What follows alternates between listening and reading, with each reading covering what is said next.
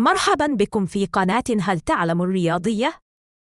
اليوم نقدم لكم فيديو جديد في ظل التطورات التي تشهدها كرة القدم من إنشاء وتحديث للملاعب وتغيرات في القوانين وتغيرات في أنظمة البطولات.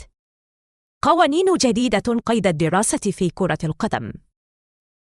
القوانين المقترحة هي: لا يحصل الفريقان على أي نقاط في حال انتهاء المباراة بالتعادل السلبي 0-0. اقتراح بيكيه: في حال تسجيل الفريق 3 أهداف يمنح نقطة إضافية فوق النقاط الثلاث.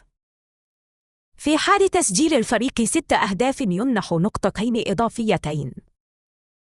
استنتجنا من خلال القوانين المقترحة إن الهدف منها زيادة المتعة في كرة القدم وزيادة تسجيل الأهداف، بل القوانين تهدف الجميع للعب كرة هجومية ممتعة. ما رأيكم في هذه القوانين؟